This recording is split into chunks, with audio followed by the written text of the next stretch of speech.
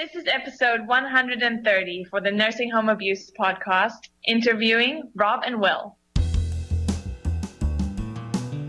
The Nursing Home Abuse podcast is dedicated to providing news and information for families whose loved ones have been injured in a nursing home. Here are your hosts, Georgia attorneys Rob Schenk and Will Smith. Hi, I'm Mariuxi Moran. I'm a student from LaGuardia Community College, a journalist student who is working on a project about Medicaid fraud in nursing homes. And hi, I'm Zilla Tofte. I'm Mariuxi's fellow student from LaGuardia Community College. Together, we're working with the Gardiner-Shenker Fellowship in collaboration with the LaGuardia Community College Wagner Archives on a project about mistreatment and fraud in the nursing home and elderly care system. Wow, and I feel honored we're being interviewed on our own show by these two ladies on a very important topic. So we're excited. Kind of we're good. It's the script has been flipped on us. We're now the interviewees, not the interviewers. So, ladies, welcome to the show. We welcome ourselves to the show. I guess I don't know how I would say that, but awesome. Looking forward to talking to you. Thank you for speaking to us. It's a fellowship that our school has with the Gardiner-Shenker Foundation, and it's in collaboration with the school's archives as well. Okay. So this semester, last semester, the school received a collection of works from a New York Times journalist, female journalist called Edith Evans Asbury, and it was pretty much like all of her raw documents that she had, like handwritten notes, typewritten papers, like all the things that she had when she was a journalist during the 1960s, 1970s, and I think a bit of the 1980s at the New York Times. The school received all of this work, and they were like, okay, they picked a bunch of students and they were like, okay, you guys go through this work, and whatever topic seems interesting to you, you have a year to do a research project about it, write articles, like make videos, whatever form you want your project to take, it can. So me and Mariuxi both were really interested in the work Edith did on nursing homes and like the fraud and mistreatment in New York. So we both wrote articles about it. And now this semester we decided to merge our projects and make a podcast. Okay. That's fantastic. Good for you guys. That's awesome. Thank you. We're speaking to like a few lawyers on the topic, and then you guys are obviously like amazing to speak about because you have the podcast about abuse. And and we're speaking to some people who have stories, some carers that have experience with mistreatment and fraud. So it's just going to be like, I think it's going to be about 5 or 6 episodes, and it's going to be almost like a collection of work that we then give to the archives, and they can put it in their documents, and it'll be there for history. And so what was this this journalist's name again? Her name is Edith Evans Asbury. Okay. I'll have to check that out. And she was writing about this subject in what decade? The 60s and 70s? Yeah, she was in the 1970s, especially 1975. She wrote a lot, like she wrote extensively, because there was like a bunch of stories that came out about Medicare and Medicaid fraud in New York. So it was basically like a scandal that occurred in the 1975, like about fraud and mistreatment. A lot of nursing homes here in New York were closed because of deficiencies and, all the thing in the care system. During Reagan's presidency and during the 100th session of Congress in 1987, they passed this huge administrative law called the Omnibus Reconciliation Act. It was OBRA. And there's a bunch of different parts to it. There are things that have to do with farm subsidies. There are things that have to do with student loan payments. And then there's this one thing in subtitle C that has to do with nursing homes. And it was the first time that there was real regulation and the setting forth of standards for long-term care settings. And prior to that, especially during the time that she was writing in the 1970s, I don't know if you guys are familiar with the movie and a book as well, One Flew Over the Cuckoo's Nest, but it's I've heard about it. I haven't seen it. Yeah, it's where we get in the U.S. We get this trope or this term, Nurse Ratched, describing a terrible healthcare worker with horrible bedside manner, because back in that time, mental health facilities, long-term care settings, and even some types of acute care hospitals had no regulation. It was the Wild West, and the care for the patients and the residents was awful. It was truly terrible. I mean, it's bad now, clearly, and I say clearly because our entire business is based on suing nursing homes for negligence. But before the Omnibus Reconciliation Act of 1987, it was terrible. It was really a nightmare. I mean, they were taking these elderly residents and mental health patients and getting paid, from Medicaid and Medicare with just no oversight. So you had people that were just completely abandoned and neglected and mistreated. I can only imagine the things that she saw and wrote about. It must have been awful. Yeah.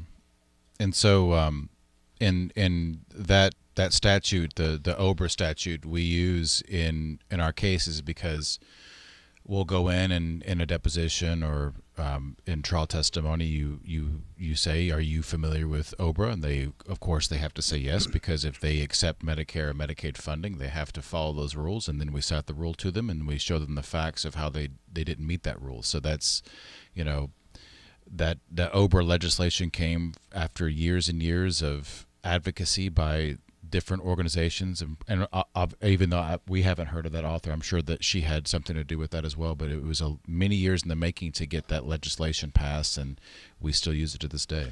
Oh yeah, people like her definitely affected change because they brought light to an area of darkness. I mean, when I say that there was negligence, it pales. What happens today pales in comparison. It was not just negligence, but you can imagine, I'm sure if you look at her notes, that it was essentially torture. They had no concern for the residents' rights, their health, their safety. I can only imagine it was a truly awful situation.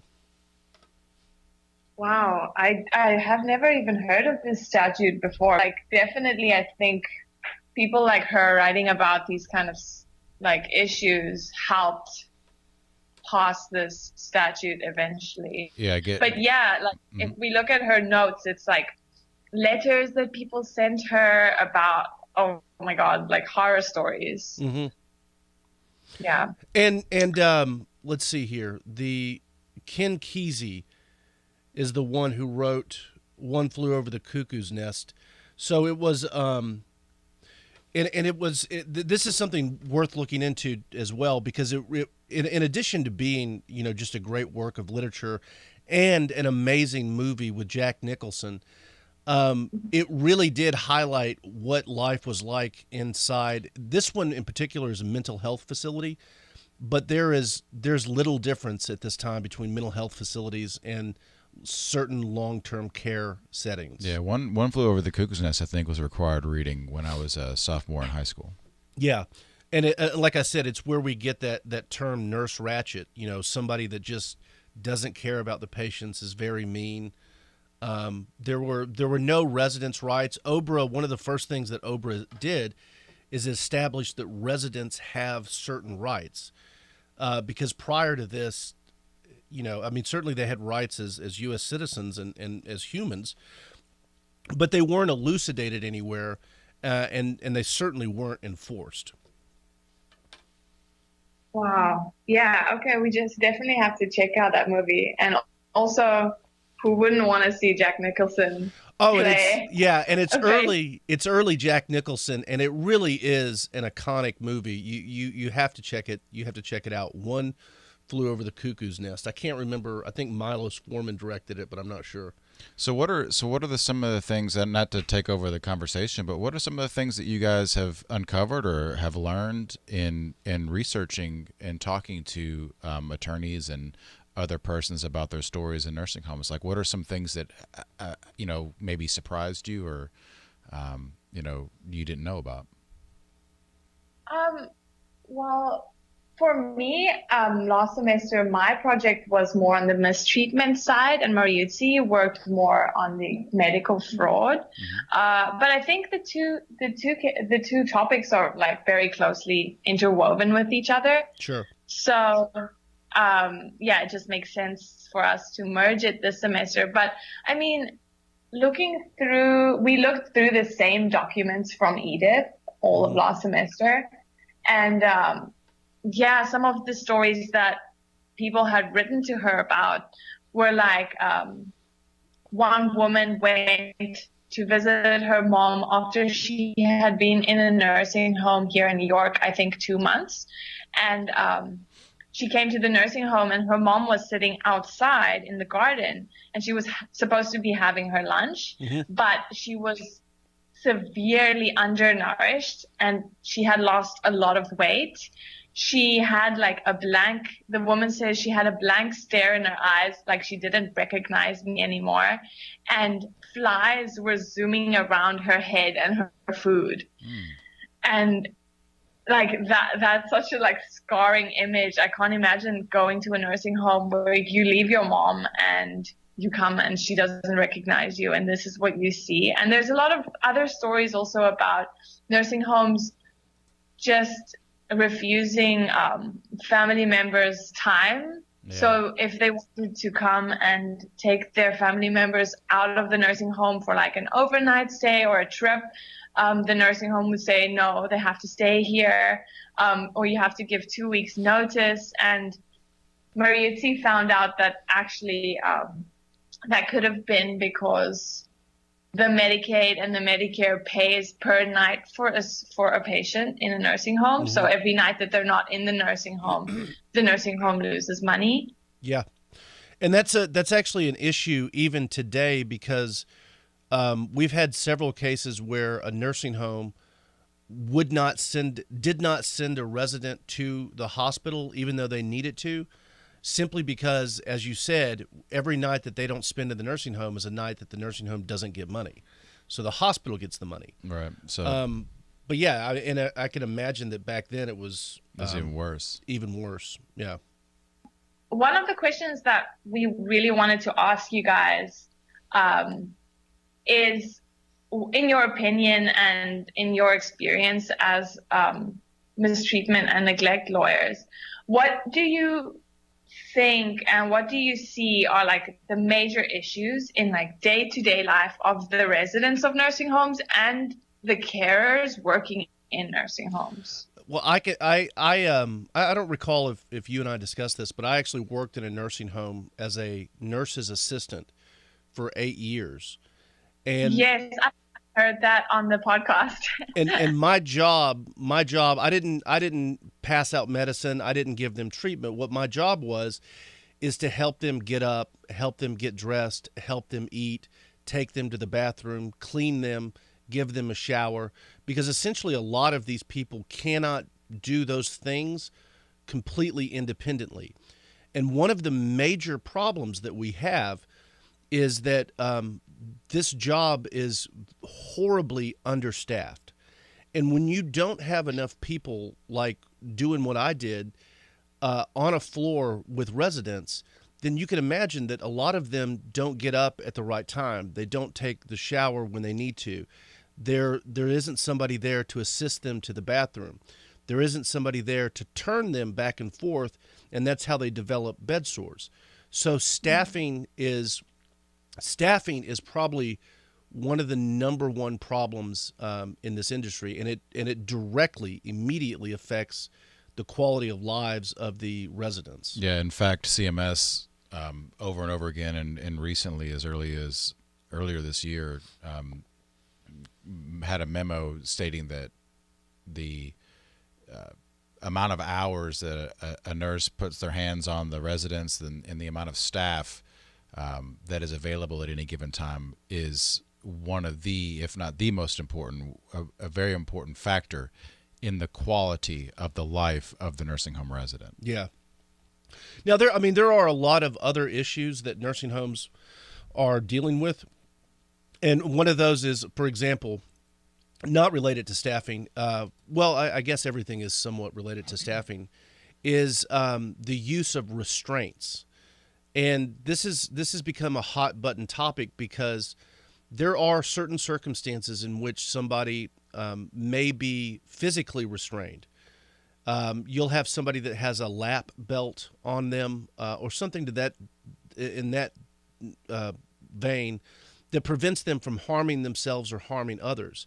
And what tends to happen is, because there is understaffing, it's convenient to overuse physical restraints.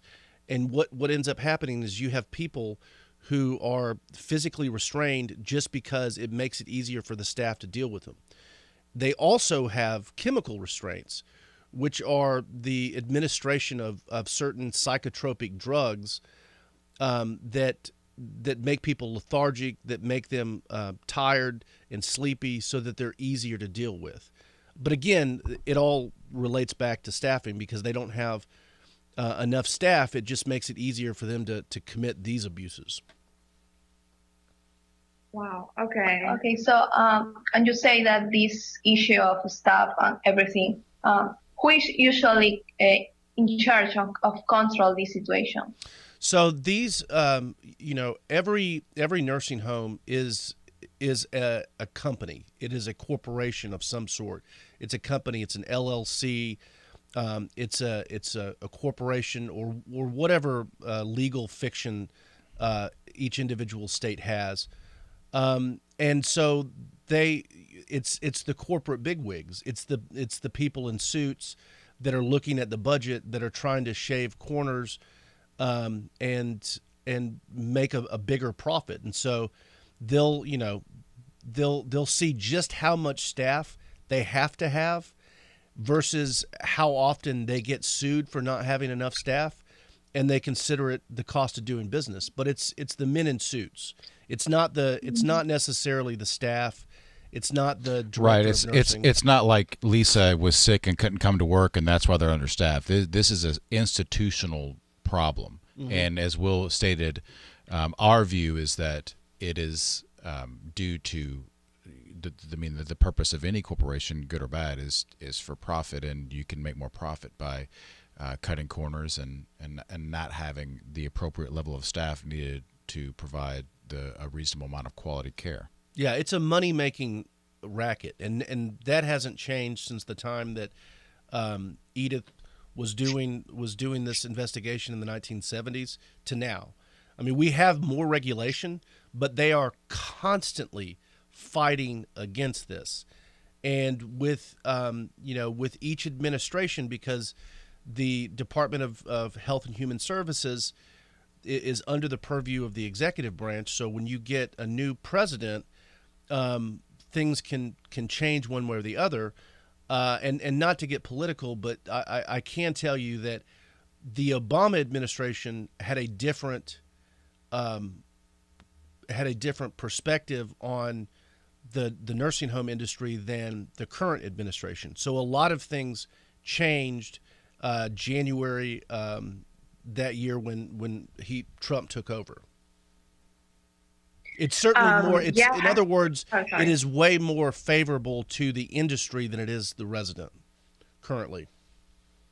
Yes, we actually spoke about this the other day with each other about how the regulations around fines for the nursing homes are changing, and it seems that under the current administration, they're getting a lot more lax about violation fines. It seems like they're now fining people almost on like a per violation basis instead of a per day basis that I believe it was like under the Obama administration. Right. Right. So you could the amount of the fine and how a fine could be levied has been more relaxed under, or is attempting to be more relaxed under this administration. The administration is trying to argue that when you go into a nursing home, you could spot 5 or 6 different violations that might just have been a one-time quote-unquote freak occurrence that could shut the nursing home down, and that's not fair if you run a nursing home. And that's kind of their position. So they want to be able to say, there should not be any type of incident that just happens one time that should be able to be fined or shut the nursing home down, this type of thing. It should be over, 2 or 3 times over the course of, however many months. Then you can levy a fine or shut us down, that kind of thing. It's a give and take. And right now the industry is receiving, I guess, I don't know, taking a lot of the, and even the implementation of regulations is being delayed because at the behest of the nursing home industry, who has found a more favorable executive administration than they currently had, they're going to them, with their crocodile tears and saying, look, we can't keep up with all this regulation and still make a profit. We'd like to postpone the enforcement of some of these regulations while we try to work this out internally. And the current administration has been very amenable to that, at the cost of residents' safety, health, and well-being. Mm-hmm. Okay. So in regards to so you spoke about the restraints, right? Like chemical restraints and actual physical restraints. Right. And there's a lot more. I mean, we all know there's a lot more like different forms of abuse going on and mistreatment going on in nursing homes. If, say, a family member or a nurse spotted a case like this and wants to bring it up to a higher power or to just report the problem, what would be the best way that they can go about doing that? Like, who should they speak to first? Well, all the staff in these situations, at least in Georgia, and this is, varies from state to state, they're mandated reporters. So when they witness, neglect to a certain level, or neglect or abuse, they have to report it. And who they report it to, I'd say if you're, bring it up to the individual who's known here as the director of nursing or the administrator. But you can always contact the Department of Community Health or the Department of Health and Human Services. That's in the state of Georgia. You would if your loved one is in a nursing home in the state of Georgia, your first call, depending on the severity of the incident, would be to call the police.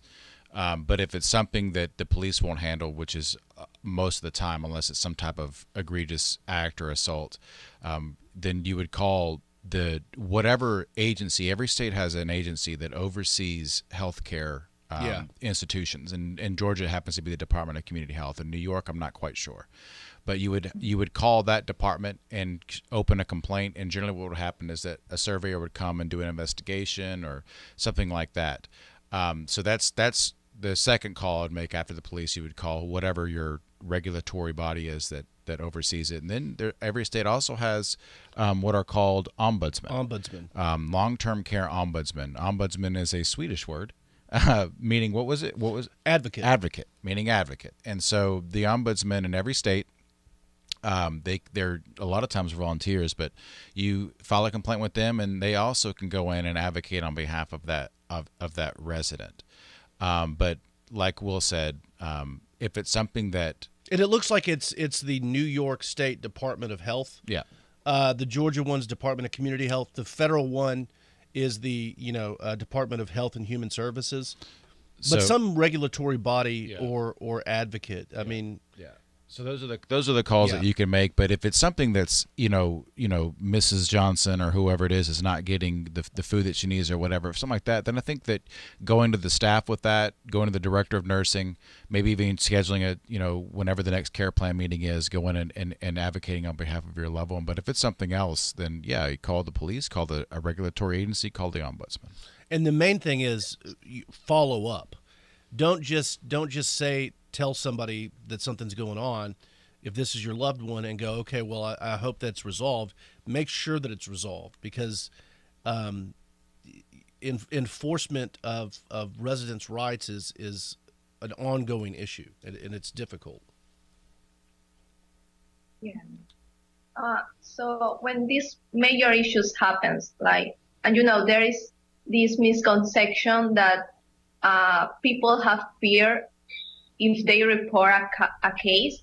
So when people whistleblow a case of fraud or mistreatment, are there any consequences that they usually face? Or okay, so and you also bring up something else that we forgot to mention. There are other things that can be reported that may not directly physically impact a resident, and one of those is fraud. And Medicare and Medicaid fraud is an enormous issue, and that's something that you would report to the local prosecutor's office, or maybe even CMS, or the Senior Medicare Patrol, or the Senior Medical Care Patrol, who we've had on the podcast. We've had the Georgia representative of the Senior Medicare Patrol, as well as the actual in DC, the U.S. representative of the. And that's a body that kind of receives tips on Medicare fraud. But that gives us two different people that we're working with here as far as retaliation. When it comes to family members and residents making a complaint, clearly they're going to be worried about the staff retaliating against them or the nursing home. But that is very much unlawful. I mean, without question, that's unlawful. And in all honesty, I don't know that it happens as much as people fear. I think that in my experience, once you make a complaint, the staff is very wary of exacerbating the situation. As far as the staff themselves whistleblowing and reporting, what they consider to be bad behavior by the company, that's going to depend on whatever federal or state laws apply and how they define retaliation. Can you get fired if you complain that your boss is milking Medicaid or Medicare? Probably not. I mean, but it's going to depend on what whistleblower laws apply in your state. Yeah. But again, as a general standpoint, if the concern is, if I report abuse or neglect of my loved one, are they going to abuse or neglect him or her more? Anecdotally, as Will said, we don't think that's the case, because the analogy would be if you turn the lights on in a bank and somebody's trying to rob it, putting the money in the sack. Once the lights are on, they're not going to keep putting the money in the sack. Right. They're going to stop trying to rob the bank and get away. Now, it doesn't mean it doesn't happen. Right. But never that should not be an impediment to doing the right thing. Exactly. Yeah. Okay. So, are there any laws in place, like in Georgia, that protect people who would go to like a higher power to report these issues? Yeah. So, Georgia whistleblower, I'm pretty sure, is very specific to like state employees. I don't know that this is an area that I'm not very familiar with and we don't deal with a lot. Yeah, I think that if I remember from my employment law class from law school, because that's the last time I talked about whistleblowing or read about it, but I think that Georgia actually was very weak. Yeah, and I think it's not private companies. I think it has to do with state employees or statutes that are impacted by it. Yeah, I can't remember, but no, I guess we don't have we'll have to get back to you on that one. Well, and in Georgia, you can get fired for almost any reason as long as it's not a violation of Title VII of the Civil Rights Act. So you can't get fired for being a Christian, a woman, a man, Muslim, things like that. But if your employer says, hey, you alerted the authorities that we were committing fraud, I'm not sure that Georgia protects you. They might, but again, you still gotta do the right thing. Yeah. Okay, thank you. Have you noticed any changes in trends of mistreatment cases during your time practicing as an elderly neglect lawyer? Have cases gotten more, less? I will say this, that in my experience on this, and we've been doing this for 5 or 6 years, 7 years. Yeah, and I've been dealing with nursing homes, I guess, now for almost 16 years. But in terms of the civil justice system, in terms of filing lawsuits, in terms of attempting to negotiate settlement of cases involving neglect or abuse, in my opinion, in my experience, the nursing homes, and particularly the insurance companies that would basically be writing the checks on behalf of these nursing homes, are fighting these cases harder now. So I think there's been, and this is just me, conspiracy theory, that I think that the industry is trying to push back against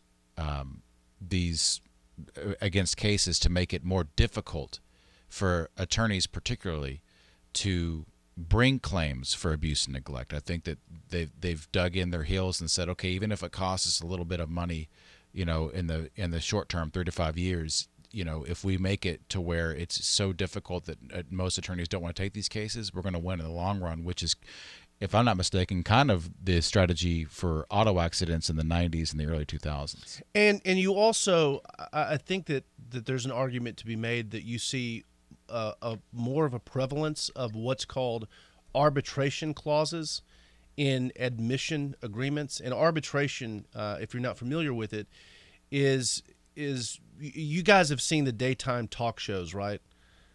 Like where Judge Judy or Judge Wapner or Judge Hatchett or any. They haven't seen Judge Wapner. That was probably 30 years before their time. Okay. Well, anyway. Judge Judy. Yeah, Judge Judy. So that's actually arbitration, where a single arbitrator or arbiter decides a case instead of going to a jury trial, which you have a right to under the 7th Amendment of the U.S. Constitution. And, of course, each individual state's constitutions allow you to have a jury trial in civil matters. And what will happen is these admission agreements will have in there an agreement to forego your 7th Amendment right to a jury trial and instead have the case heard by an arbitrator, which very traditionally is much more conservative and much friendlier to the nursing home. And it's in secret, right? So it's confidential. Yeah, it's confidential. So the public doesn't know what the outcome is. A lot of the facts that come up and the evidence that come up are kept from the public because of this arbitration agreement.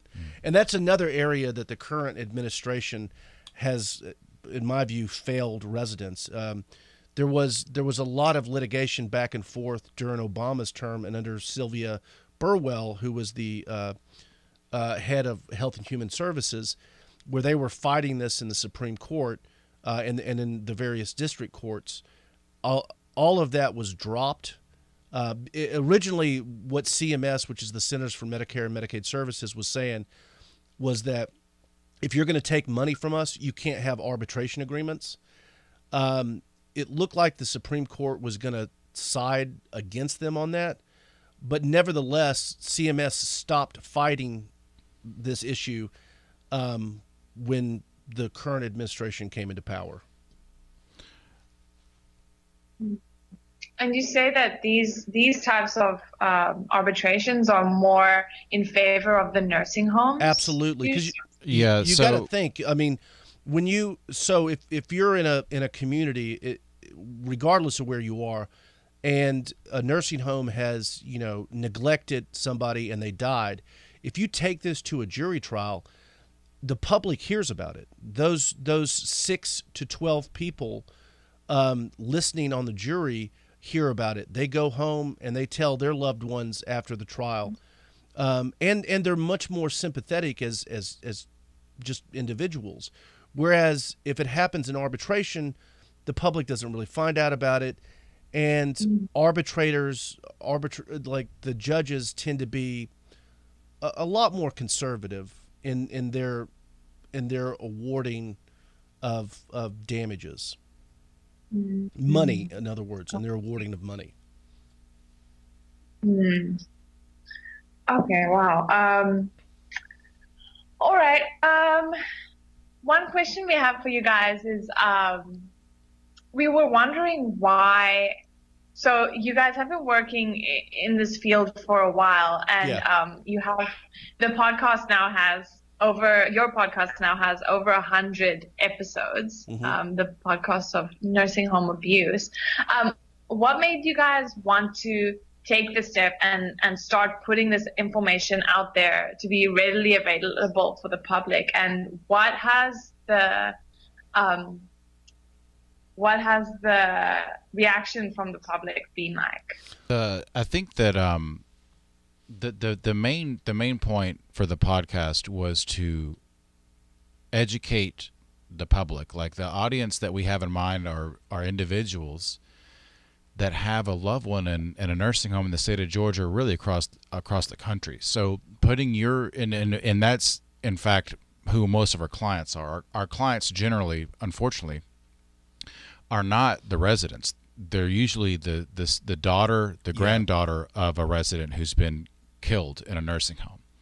So the podcast was developed to answer questions that such a person would have. What would she ask herself? Like, if she went in and saw her grandmother had a pressure wound, or if her grandmother wasn't receiving the appropriate medication, what are the questions that she would go home and type into Google? What are the signs of sepsis? What does a chemical restraint mean? And with that, Will and I developed episodes tackling those individual topics. So that's kind of the main purpose of that. And you know, like, you guys are liberal arts majors, you realize that you're going to go to your grave not knowing a bulk of of human knowledge. You could every day read all the books you could from the moment you open your eyes to the moment you close your eyes, and you're never going to know everything there is to know about everything. And that's the same with any area of the law. Even a niche area of the law like nursing home abuse and neglect, there's so much to know. And so this podcast functions as an education tool for us. Yeah. So, I mean, we have guests on, and we learn something every week. We learn something new, even though this is our only thing we do, and this is our specialty. So that's kind of what it was. It's a means to help our future clients or potential people out there, and to kind of help ourselves get better at this. Yeah, you guys have educated me on this, both of us on this. The journalism that went into investigating nursing homes in the 70s. I can't wait to look into this, because I'm very curious. And we've learned so much from your podcast as well, just listening to the guests speaking and the questions you guys ask. It's like, I wish that I had access to this knowledge when my grandmother was in a nursing home herself. So I think you guys are doing a great job by putting this information out there. And was she in one here in the States, or was that back in South Africa? Yeah, she was in South Africa, but the system is, I think, very similar to the U.S. And that's an interesting thing that you bring up, because we were actually just speaking with somebody in New Zealand yesterday. Australia. Australia. Oh, we did Australia and New Zealand. Yeah, we had a guest. We had an episode with an Australian, an episode with a New Zealander. And it's interesting. It's interesting to me to find out that there are very similar problems all the way on the other side of the world. It's not just the U.S. It's not just Georgia. It's disheartening that that's true, but it's still enlightening. Yeah, it's definitely, we all have the same issues. I think America has the medical insurance that is very unique to the US. Yes. But yeah, as far as care and mistreatment goes, I think that is unfortunately a very universal problem that a lot of countries face. But yeah, I think to finish it all off. Yeah. So I'm gonna ask you if there is a listener who is currently dealing with the possible mistreatment of a loved one in a nursing home, what advice would you have for them in regards to bringing the case forward and getting their loved ones the best care possible? I think you can always start with speaking with a local attorney. And that doesn't mean that we talk with people all the time and simply provide sometimes direction where to go. And sometimes it's not us who can provide them assistance, but it's always just easy to call an attorney and say, hey, what do I do? A lot of times, honestly, most of the time, we send them to a different agency or a different regulatory body because we know where they should go. But yeah, I just call an attorney. Yeah. So, and then, like I said, but I guess it would depend on the severity. Obviously, if there's something that's if the person's life is in danger, you want to call the police, and then the next one down, you can call an attorney, you can call the ombudsman, call whoever the regulatory body is in that particular state. That's what we would say. Yeah. All right. Well, thank you guys for having this conversation with us. Of course. Thank you. And it was very useful and helpful for our podcast. And yeah, we definitely learned stuff from you guys as well. We have to look up the statutes and all of these things. And watch that movie. It's a really good movie. Yeah, we'll shoot you an email with the link in it. Have a good day. Good luck with all of your other podcast episodes that you're recording. All right, thank you. Okay, bye. Well, I can tell you this right now, without any hesitation, without any, I don't know what's the word I'm looking for, without any reservation, that there was at no point while I was an undergrad student, I would have been up at 9:30 in the morning. No question. On a regular basis, it was 1 p.m. I would wake up. Well, yeah, but that's because you were in a rock and roll band and you were going to gigs and staying up until... And just lazy. But at any rate, these fine young ladies are doing a lot of good work, researching this stuff, writing about it, and they have a podcast. And as we have produced this episode, we don't have a name for it yet, but if they're thinking about The Endless Fight as the name of the podcast that they're putting out. Their podcast, yeah. Their podcast. And I think that's a great name. Yeah. And if somehow before then, we'll put it in show notes. We'll have Gene shoot an email about it or whatever. Yeah. But at any rate, this was an interesting episode to have us interviewed. So hopefully you guys found that somewhat informative. And helpful. I did. And helpful. I did. We found the name of that author we're going to go check out. Yeah. At any rate, that's going to conclude this particular episode of the Nursing Home Abuse Podcast.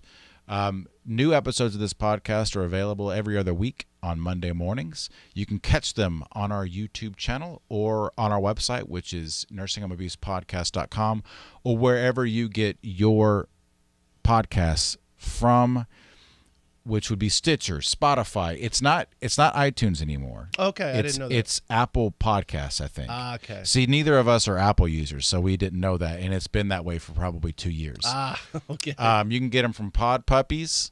That's not a thing. But it is a thing. And then, no, it's not. But at any rate, appreciate you having you, and with that, we'll see you next time. See you next time. Thanks for tuning in to the Nursing Home Abuse Podcast. Nothing said on this podcast, either by the host or the guest, should be construed as legal advice, nor is intended to create an attorney-client relationship between the host or their guest and the listener. New episodes are available every Monday on Spotify, iTunes, Stitcher, or on your favorite podcast app, as well as on YouTube and our website, nursinghomeabusepodcast.com. Again, that's nursinghomeabusepodcast.com. See you next time.